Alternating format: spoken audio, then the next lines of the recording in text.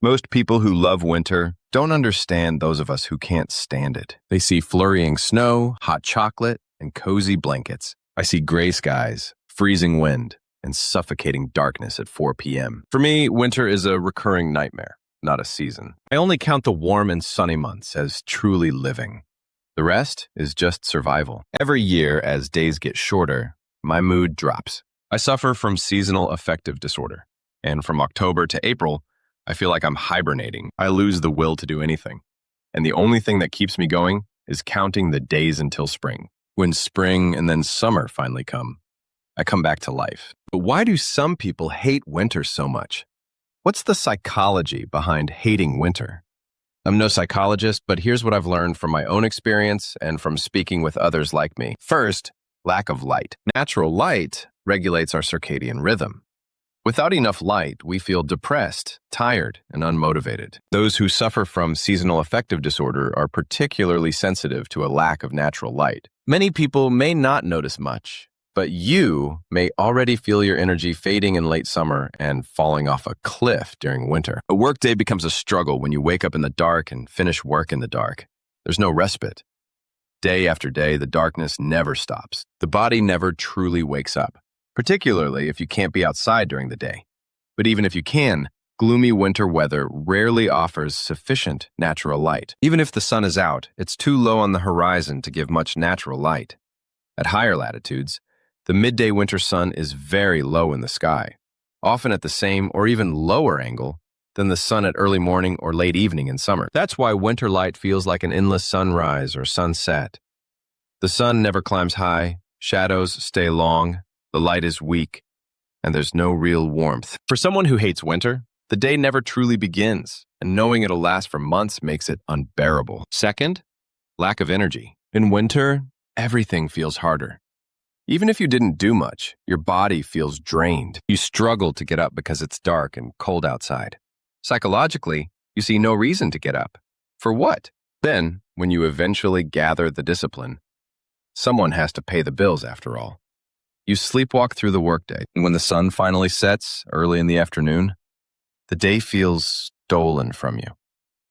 The day is over before you even realize it. In theory, you can go to the movies, a restaurant, a cafe, a swimming pool, or maybe go bowling. But you don't want to. You want the day to be over, and the next one too, and the next one too, until you hibernate your way to the only season where you feel like yourself. Third, the cold itself. Some people can't warm up no matter how many layers they wear. It's not just physical. It's a deep psychological discomfort. In the same way as some people can't tolerate humid and hot weather. This distress makes your body stay in a constant fight or flight mode, keeping stress levels elevated, further reducing energy levels, and making it impossible to properly relax. And if you love spending time outside, and that's how you recover from a hard week, the cold robs you of that, too. There's no such thing as bad weather, only bad clothes. Whoever said that surely hasn't given it much thought. Can you really read a book comfortably on the terrace when you're blasted by icy winds? Can you really go on a long, relaxing walk in the forest when you're already cold the moment you leave home? Can you really swim in a frozen lake, run on icy streets, have a barbecue with your friends, lie in a hammock, or have a picnic? To someone with seasonal affective disorder, indoor substitutes offer no real relief. They only deepen the feeling of being shut indoors until spring returns. And fourth, life simply gets harder. Think about the daily grind. Cars that won't start, scraping ice off windshields, shoveling snow, slippery roads, endless layers of clothes, dry skin, flu season, winter weight gain. Everything requires more effort and gives less joy. This is why people who hate winter don't just dislike a season. It rewires their entire life.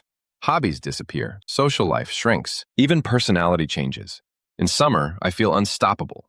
In winter, I feel like a worse version of myself. Psychologically, it's normal. Just like some people can't handle extreme heat, some of us are hypersensitive to cold and darkness. Our well-being depends on light and warmth. Without them, our bodies and minds revolt. It doesn't mean there's something wrong with you. It just means your body and mind need a different environment. Over the years, I tried every so-called cure. Sad lamps, vitamin D, exercise, staying busy, more socializing, and even winter swimming. They help a bit, but they never changed the core truth. Winter drains me. No hacks ever truly worked for me. At best, they help me cope a little. But coping isn't the same as living. The only real solution I found is escaping winter. Short trips to sunnier places help, but moving away for the entire winter is how I maintain my sanity. Over the years, I've met many people like me. People who dreaded winter their whole lives, tried everything to adapt, and finally found peace only when they moved to sunnier climates. Their mood is now stable throughout the year, and they never again feel dread looking at the calendar and seeing incoming winter. That's why I spend summers in my home country of Poland. But when the cold returns, I head anywhere I can live with blue skies, high temperatures, and a good internet connection to keep working remotely. So if you hate winter, you're not weak or abnormal. Your brain and body are reacting to real stressors you feel more than everyone else: darkness, cold, and isolation. The psychology of hating winter is simple. It robs you of the basic conditions you personally need to feel alive. If winter makes you miserable, maybe it's not you that's broken, it's the place you're in. And you might find that your life changes completely when you give yourself permission to live in the right climate. Subscribe if you're considering moving to a winter-free place where you can be happy year-round. I regularly post new videos exploring sunny, warm, livable places around the world.